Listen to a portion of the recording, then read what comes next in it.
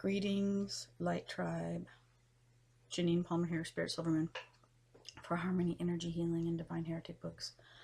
And I wanted to just take a little blurb from my latest book. It's probably backwards, Mystical Whispers of the Soul, and just talk about that. So this is a perception of what that is or could be, and what it says is, in caves of darkness are hidden treasures only to be found by true seekers. Okay. And so what that is might mean different things to different people on whatever path in life they are at, and from whatever challenges direct them or redirect them to find those things, those treasures, which are usually found within. Sometimes we find great wisdom, meaning, knowing through things or people, through organizations, religions, cultures, families, school, books, people, whatever.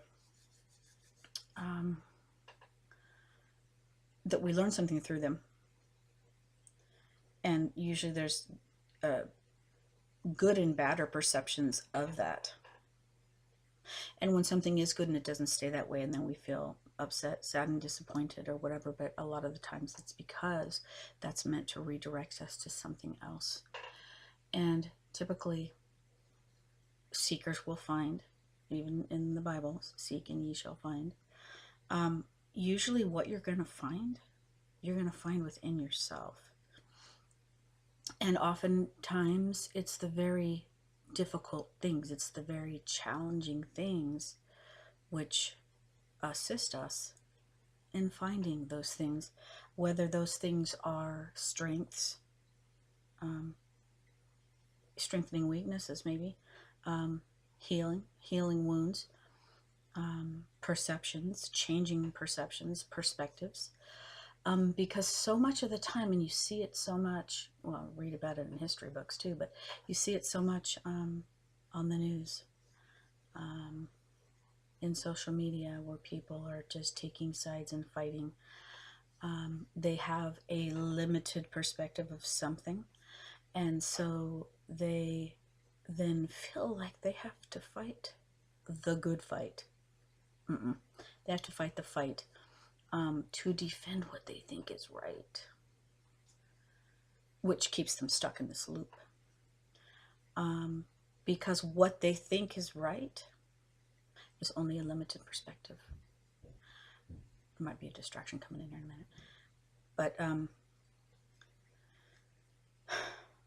there is truth to things, and especially more so for some than others, in the way that we feel things, what it means to us. So there is truth in it for us, but there's also missing pieces to the puzzle. There's parts that we don't understand. And from a place of compassion that we almost feel like we cannot possibly ever understand. But there are things that are happening on levels that we don't know, for what people are going to learn through the process, no matter how horrific or painful or grueling or horrible or diabolical or whatever it is, that they are tests. Okay, and so sometimes we're not seeing that when we're reacting to something. Okay, so when we lash out, okay, that might be and probably is showing us something within ourselves that needs to be healed, but we don't see it because we're too busy pointing the finger at blame, trying to hang it on someone else, trying to make it someone else's fault and someone else's responsibility. That way, then we don't have to take responsibility for stuff, and we don't have to go deeper into that uncomfortable stuff and do the work that we need to heal ourselves, so then we're not projecting our shit out onto everybody else in the world.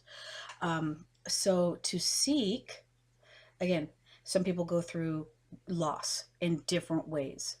It could be loss of a job, it could be loss of a home, it could be loss of a loved one, that's going to redirect them to find that thing in themselves. That's hard sometimes. Most of the time it's pretty hard to try to go there, to discover those things, because there are treasures within.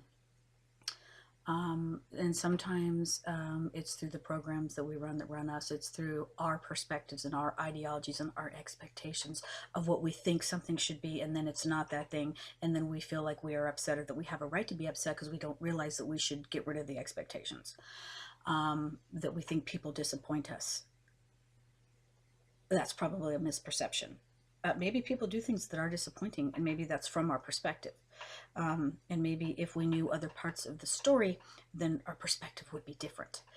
So if we can be aware that we don't have all of the information ever at any time, then maybe we can chill the fuck out, and stop being so heinous to other people, that we think that we are judge and jury and that we're going to bring down the gavel, and that we know that they're so messed up, and we're going to project our own wounded energies and our own hatred at something or someone else and think that they're the bad guy when we're not doing our own work.